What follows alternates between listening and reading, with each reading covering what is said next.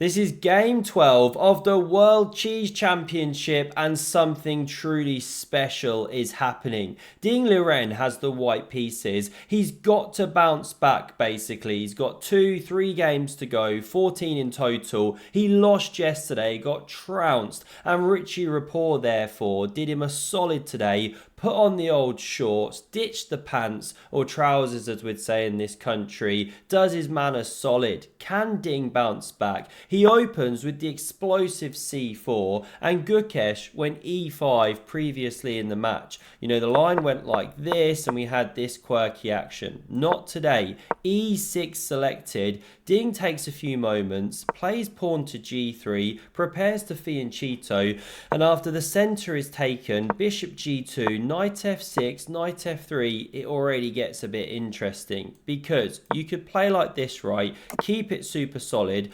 White can go d4 at any moment, but you're back in main lines. If you don't do that, well, how are you going to mix it up? Black can just stay rock solid in the center, maybe do something like this, you know, very, very standard looking pawn structure. But Gukesh plays d4 and it sharpens up the game, because now you can castle knight c6 and e3, shades of yesterday's game with regards to the structure, and this one looking to do some stuff here. e5 is very playable, but now we see bishop e7, a more unusual move, and after d3 the captures is played here, saddling Ding with this backwards d3 pawn. Gukesh now plays the excellent e5, sitting on the head of it, pressuring the dark squares, preparing to develop the bishop. How's Ding going to fight back? Well, he starts with some natural development. Now we see castles, rook e1, h6, and you can of course play pawn d4 here, right? You're just liquidating, position level, that kind of thing. Not much to say, right? And it's not what Ding wants. He keeps it sharp. He goes a3,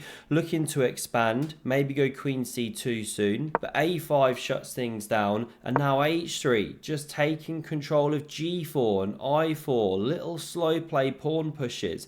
Gukesh now develops those drunken bishops, and after king h2, you can now play queen d7, but Gukesh goes for a weird move. You know, this looks natural, right? Queen c2, queen b3, who knows? Maybe you can attack this pawn. Are you really going to take it? Then leave this one on, and black can just bring the pieces, maybe drop back with bishop f8, bishop f5. There are some improving moves here, but Gukesh plays rook b8, little bit weird. You can now go knight b5 immediately to take control of this square, but queen c2's played, and soon Ding starts getting the better of it here. Probably Gukesh now should go for knight d4, take control of the square, taken with the bishop best. The knights hop nicely in this closed kind of position, only one open file. Now the knight can go there or e4, but long story short, white slightly got the better of it, better bishop, first to the open file, slightly nicer pawn structure you could say, bit more dynamic.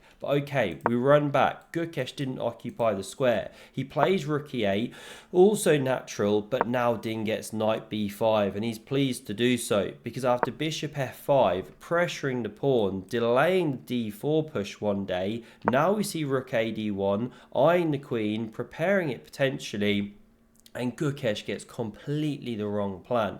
You know, dropping with bishop f8, probably best. Queen c8, also an idea. Stay solid, white's a bit better, but you're in the game. But he plays knight d7, and it's a really woeful pony maneuver today, completely forgetting which way his pieces should move. And after queen d2, preparing d4, if you carry on and spawn a seahorse, now when this happens, this is not working. Gukesh maybe missed this from afar, because there's the powerful d5. Give the rook here, exchange sack, take with the queen. Why? Because after knight d4, then you can do this liquidation, and you're not just getting one after this one retreats, but two pawns for the exchange here once the queen jumps out and takes this one. Excellent position for white. So we run back. The knight didn't hit c5. We see bishop g6, a waiting move. Now Now d4 comes, and you'd love to take, crumble the white mushrooms. But this is a massive problem. You're caving in the c7 pawn. You know what to do. If you defend with rook c8, what's the follow-up shot? This one takes here. Huge pressure coming down here, right? If the rook ever covers, then the c pawn drops. If b6, the knight drops. You know, huge, horrible pressure. So that's why we do not see takes here, but pawn e4. The knight stumbling back, but it's on a great circuit, and you don't have to play too fast now. You're dominating the center with the white pawns. So knight b6 fights against it, but the queen calmly covers. Bishop f6, queen c2, bit of time lost, but no worries. The center is maintained, and now a4 is played. You could have started with rook c8, but knight e2, and there's a terrible threat on the way, but it's subtle. You know, what happens if you just play a random waiting move? Not saying it's good. Well, knight f4 comes, and if you don't want your whole king side to get mangled, then you could say drop the bishop, but you kick the knight. This is the big problem. And when you land it on the natural square, this tactical shot comes. These are the themes, right? So that's why we see this bishop g5 to fight against all of this stuff. But anyway, knight f4, and it's a massive tactical oversight by Gukesh, because now if you drop that bishop back, then again you go c5, same problems here, same thing is occurring. Which is why, coming back here, you had to take, which Gukesh plays, but look at this. Absolutely awful, with the pieces now converging on c7. And if you flick this one in, by the way, to hit the queen, it simply moves. Yes, you take, but rook slides. What's the big deal? You're recapturing soon. You've got all the same problems here. So instead in the game, we see the rook cover the c7 pawn, and now you can already play d5 as a good move, but queen c3 gets out of dodge, escapes the bishop's gaze. Now the knight jumps to b8, trying to prepare the move of the c pawn, but it's just crumbling for Gukesh. Knight a7 already possible to trap that rook, win an exchange. But instead, we see d5 played, just storming through the center of the board. This one's on the way here, so queen d7 is played to blockade that pawn, give the rook now a square in case of knight a7, but d6 simply. Excellent move. c6, c5, pick your poison, the knight's hopping. Excuse me.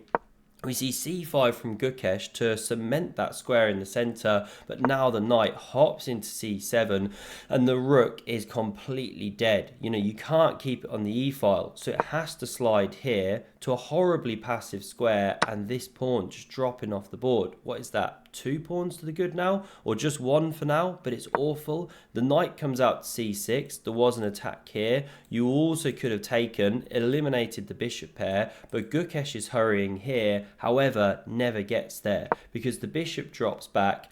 Now this rook moves to d8. I never checked what if the immediate knight d4. Okay, the rook comes to e7, seems to be good. What happens if you move the queen? Oh, the queen doesn't have any squares. Wow, okay, there's some of the big problems. You know, these ones all taken. So this is why this one's then played clearly, gives the queen a square. So Ding now drops back here. Another excellent move. The knight under fire, you know, you can't protect it or anything. That square's controlled a million times. So takes was played.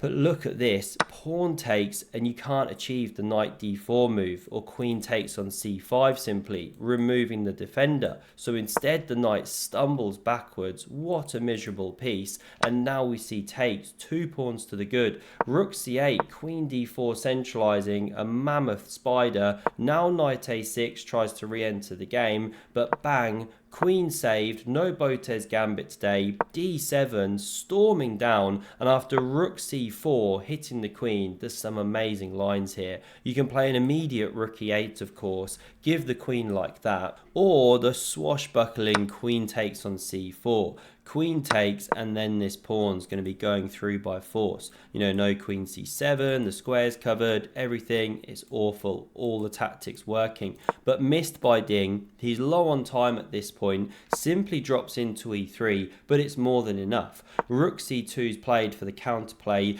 but now bishop d6, not the immediate rook e8 because queen takes on d7, but this sets it up nicely. You know, say takes here, not that I'm saying it would be played, But then this is the tactical point. Now if you take the pawn, will you take here, supported by the bishop? So instead, we see the move of f6, taking control of this square, but Lord Hans Feingold winces to see it on the board because there's a tactical shot, checkmate in 8 moves. Ding finds it here.